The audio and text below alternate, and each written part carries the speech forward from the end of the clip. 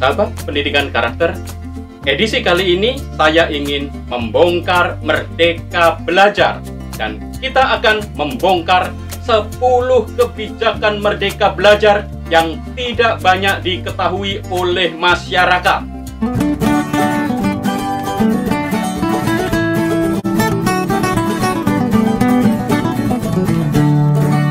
Tanya Pak Doni saja. Kita mulai dengan bongkaran pertama. Kebijakan Merdeka Belajar rupanya memiliki sistem penilaian yang rapuh. Sistem penilaian ini sudah berjalan berlarut-larut sejak kurikulum 2013 sampai dengan kurikulum Merdeka. Akibatnya apa? Orang tua dan masyarakat tidak tahu seberapa jauh anak-anak kita menguasai kompetensi keilmuan, penguasaan sikap dan perilaku yang dituntutkan di dalam materi pelajaran tertentu.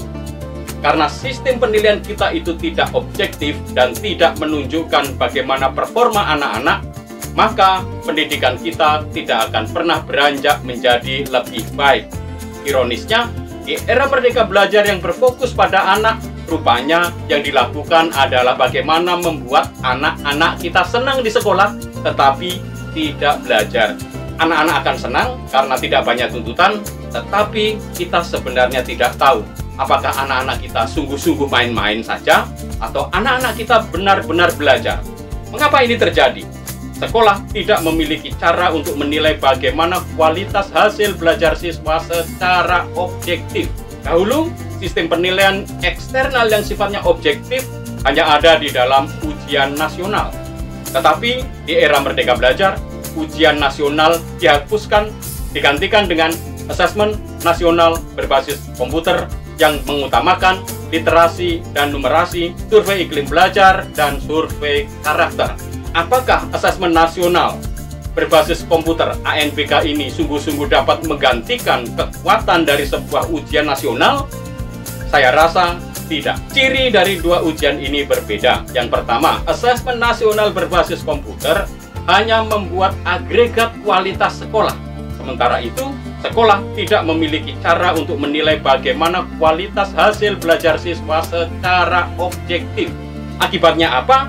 Ya, orang tua seringkali merasa bingung, sebenarnya anak saya itu belajar dan menjadi lebih pintar atau tidak.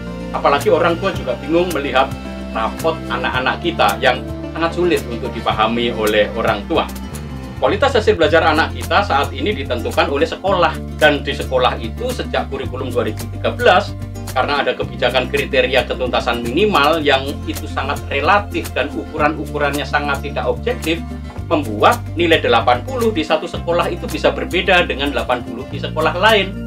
Angka 80, 90 itu bisa berbeda-beda tergantung dari sekolah di mana dan bagaimana kebijakan sekolah menentukan range untuk kriteria ketuntasan minimal.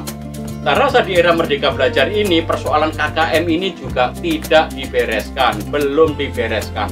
Meskipun pemerintah mengatakan KKM dihilangkan, tetapi faktanya ya pola pikir KKM itu masih ada, dan akibat tidak adanya sistem penilaian yang objektif terhadap hasil belajar peserta didik, maka saat ini kita sungguh-sungguh tidak memiliki pedoman atau standar untuk mengukur sebenarnya anak-anak kita ini sudah sungguh-sungguh belajar atau tidak di dalam lembaga pendidikan atau di sekolah kita.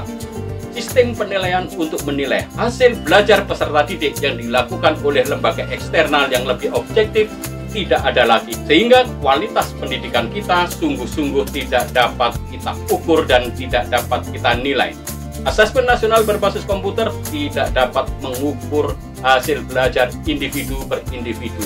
Tes PISA juga tidak dapat bisa dipakai untuk mengukur hasil belajar individu per individu. Sementara sekolah-sekolah kita sudah sejak 10 tahun yang lalu sangat kronis memanipulasi nilai, sehingga ya banyak nilai-nilai itu bagus-bagus saja. Bukankah sekarang kita jarang sekali menemukan angka merah di rapot anak-anak kita? Nah itu sudah terjadi sejak 10 tahun lalu. Tidak adanya sistem penilaian yang objektif membuat kita bertanya, bagaimana kita mengukur keberhasilan anak-anak kita pada saat belajar?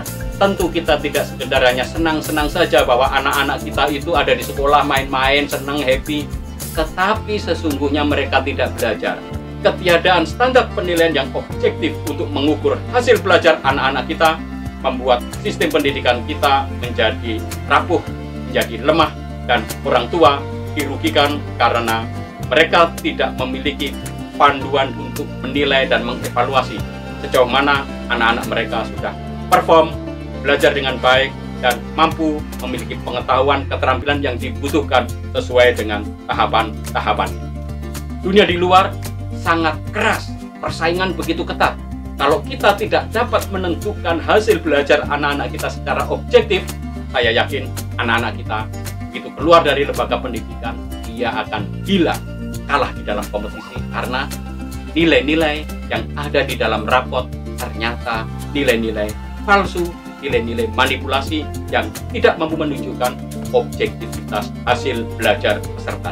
Itulah bongkaran pertama tentang kebijakan Merdeka Belajar, yaitu sistem penilaian yang rapuh. Tanya Pak Doni saja.